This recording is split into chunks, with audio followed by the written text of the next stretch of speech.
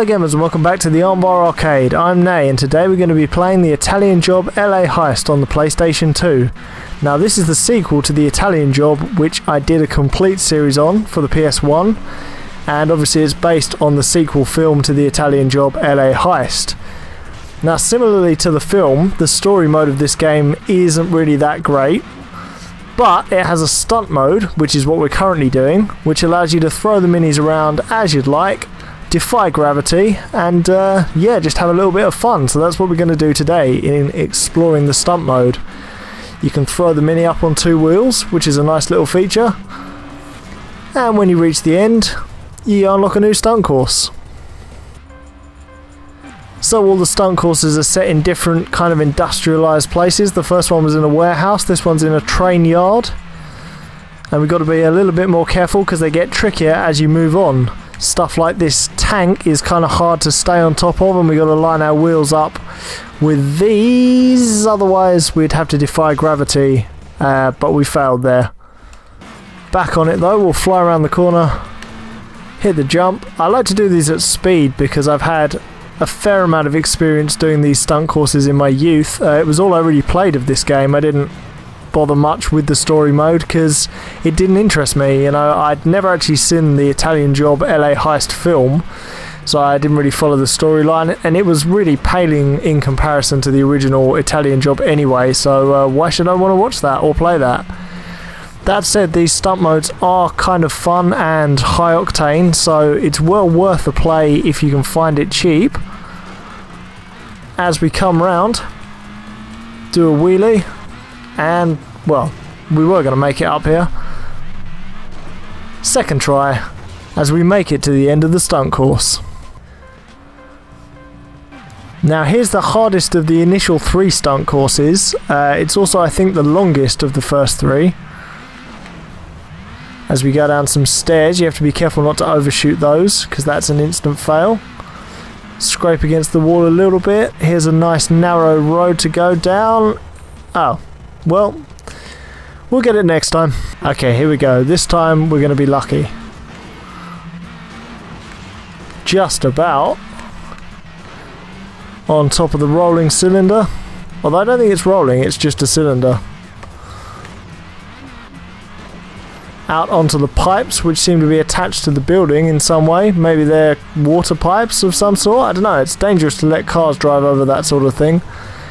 Now onto this very thin kind of metal stage. I don't know quite what you call this.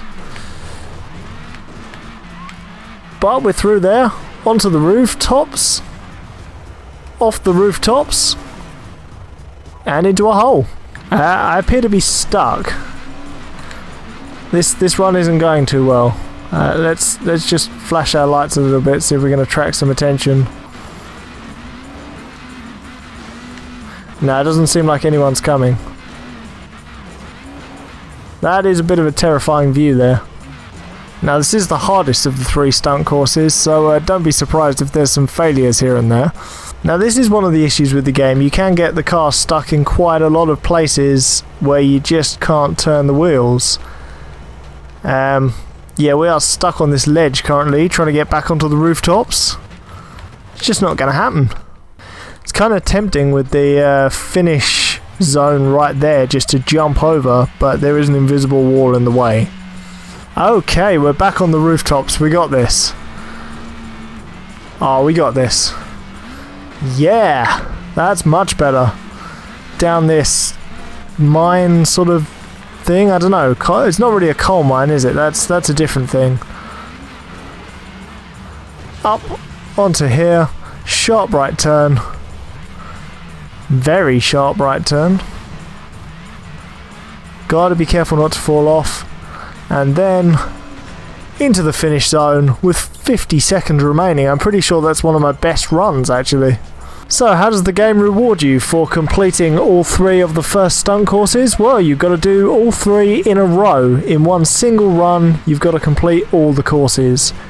Now, I know you've just seen me do all of the courses, but doing it in a single run kind of makes it much more difficult because any mistake can set you up to fail. There's I mean, there's much more chance to do stunts because you can just do them in all the places where there's not many obstacles, but you could also just drive along the side of a wall. Haven't failed though, so we'll just pick it up from where we left off, I guess. Try and do a stunt or two to make up for the lost time. Nearly took the entire front off the car there. Whee!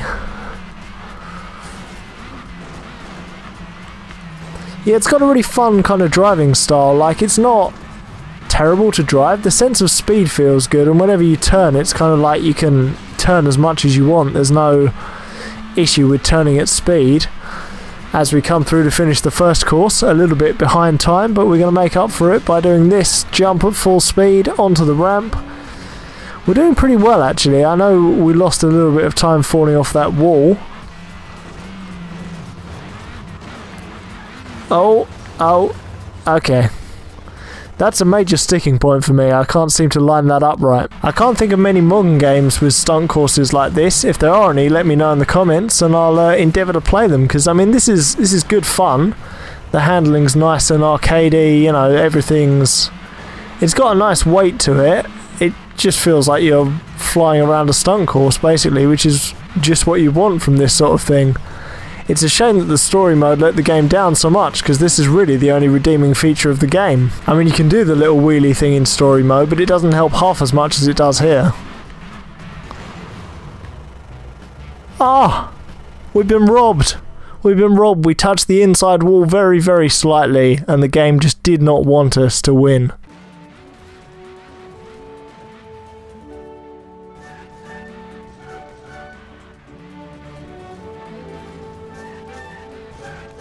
And so we are back on the rooftop, and this time this is the run. I can feel it. We're definitely going to complete all 3 courses in a single sitting. We've just got this right turn, the coal mine to navigate. Oh, gotta be careful there. Just gotta land this jump. Yes, that's good.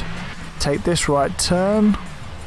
I've got time to be careful here, so I'm going to take it. Keep it straight over here. And yes, that's it, course complete. So there are a few bonus courses you can do once you complete the regular courses. These mainly consist of course A and course B backwards and then both together. I guess they couldn't reverse course C because it was just too complex. But they're not really worth seeing or doing because they're basically all we've seen before with a few modifications to make sure we can go around them backwards. So that's going to be just about it for this Armbar arcade video on the Italian Job LA Heist. If you've liked the video, leave a like. If you're new here in the Armbar arcade, subscribe.